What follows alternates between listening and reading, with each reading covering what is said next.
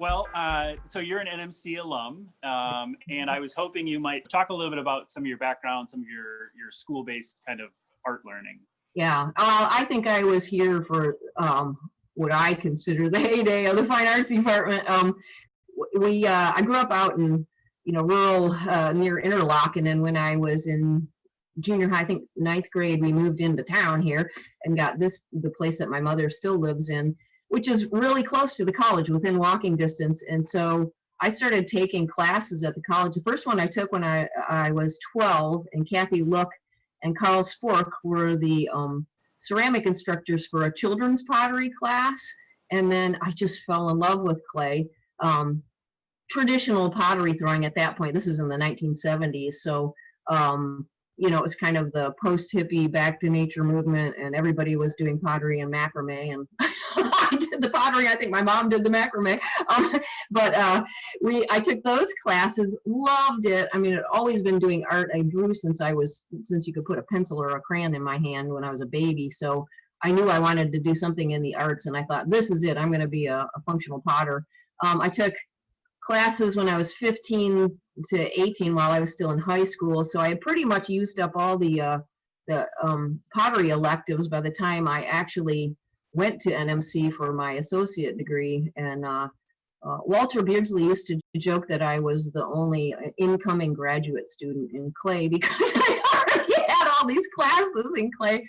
But it was a wonderful time. I took the standard classes and other fine arts classes with just wonderful people: Paul Welsh, Jack Ozagovic, Diane Hubert, Steve Balance, Norm Averill, again, Kathy Look and Carl Spork, Al Vigland, the wonderful Al Vigland, who's recently passed away.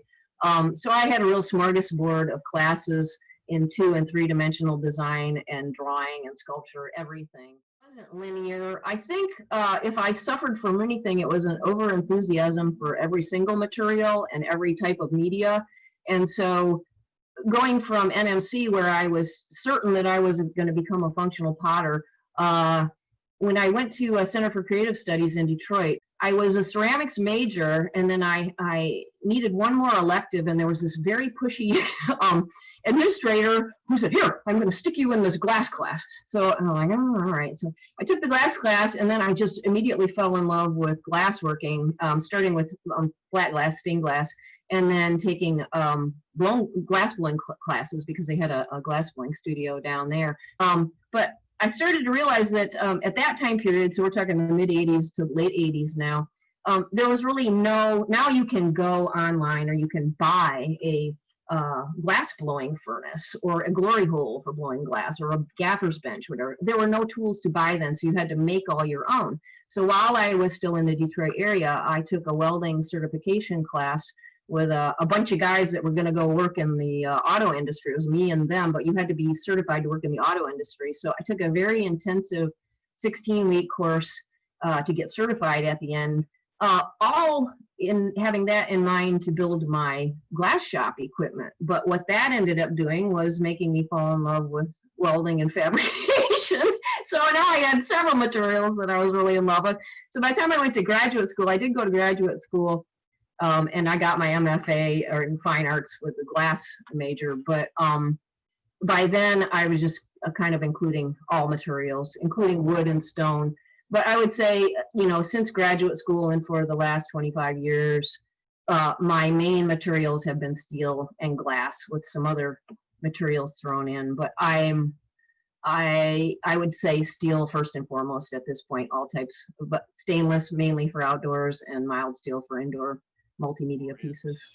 Speaking of the public art, I thought it would be a good chance for us to start talking a bit about your work that's here on campus. And you, I think, talk a bit about the title of the work and even the visuals of the work of Nexus, of this thing of kind of coming together of science and math and art and engineering and all these different kinds of subject matter. So it's just kind of a perfect location for something, for something to kind of remind us of that.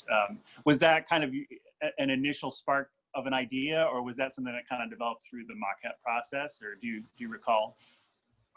Oh yeah, I mean, if I'm doing a site-specific piece, and a lot of them, I look at the ones I've done, and there's several in colleges and universities, and several in like museum formats, and those facilities have a specific function, and obviously for NMC and knowing it so well, I know it was a great grounding for your first 2 years of college, to get your associate degree, to get exposed to liberal arts, the sciences, math, English, everything. So in terms of the word nexus, which means the connection to everything or the coming together of everything, that's kind of what a junior college or NMC does.